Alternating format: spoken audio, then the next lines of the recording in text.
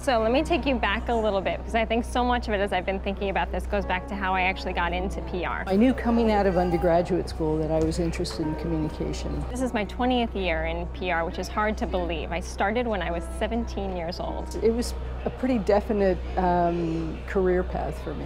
I would characterize my career trajectory as a combination of running through open doors and pushing through adversity. I worked at BU full-time, and I went to the College of Communication in the evening. I started looking for opportunities where I could foster that writing and storytelling. I think the first open door that I found at my career at SpeakerBox was when someone went on maternity leave and I had the opportunity to take on incremental management responsibilities. And I went to the white pages and I started looking up communications firms, because I figured that might be an opportunity where I could get in and get some experience writing.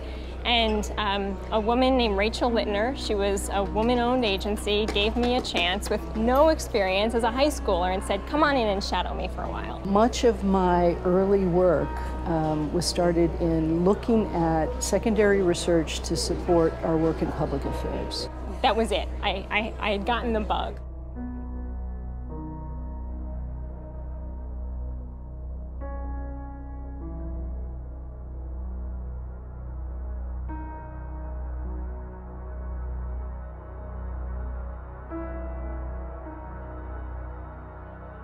Throughout my career, I've sort of toggled back and forth between research and account management.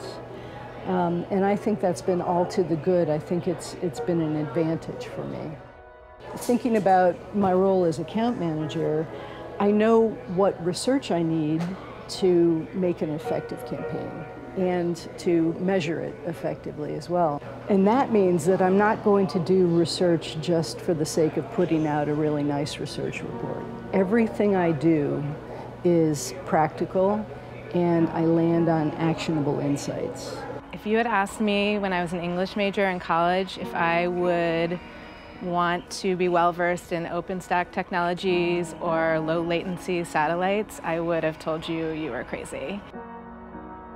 As this sort of new wave in DC took off, I found myself kind of at the ground floor by default. I was interested in startups and entrepreneurial business. I had made friends along the way, and I just decided to commit to digging in. And the next thing I know, like through the evolution of sort of that early time of DC Tech, I was being asked to participate in some pretty impactful sort of cornerstones of the DC Tech movement, if you will, helping 1776 get launched, taking Mayor Gray to South by Southwest to introduce him to national tech press, launching communities like Fosterly, and Fortify Ventures in the Fort, which was the first incubator in the city.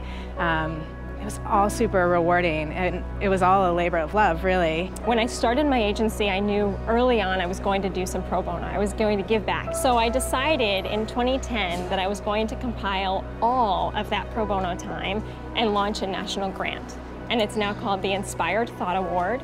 This most recent grant cycle, we gave $50,000 away in pro bono services, and that's actually just a small portion of what we give away in total. I teach in a public health school at George Washington University, graduate level classes in media advocacy and market research. It's important to me because you can't BS grad students.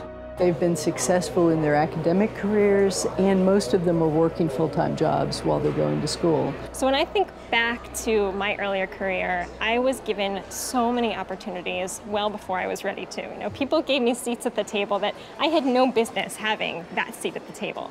And so I've always felt like it's my responsibility to, number one, show that I was worthy of that seat, and to pay back however I possibly can to the young professionals coming up before me who were just like me, who had a hunger and a desire and a passion. Young people today are really career-driven, very focused. I mean, these are ambitious people.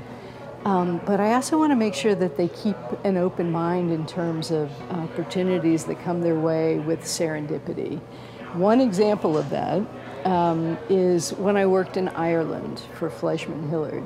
So as a grad student in Boston University's College of Communication, I would never have dreamed, or I would never have had the goal of working on a campaign for the beatification of a saint.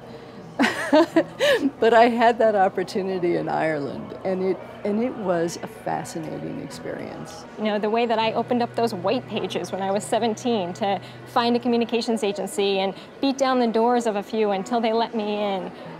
There's that kind of commitment and grit to want to tell good stories that really inspires me when I see that in young people, because you don't see it in everyone, but when you see it, you know that they're going to be great in this industry.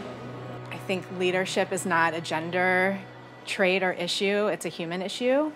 And I think that there's equal opportunities to succeed or to fail. Don't let perfect be the enemy of good.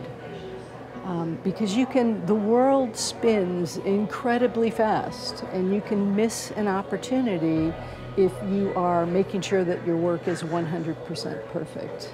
So the point is, get in there with good.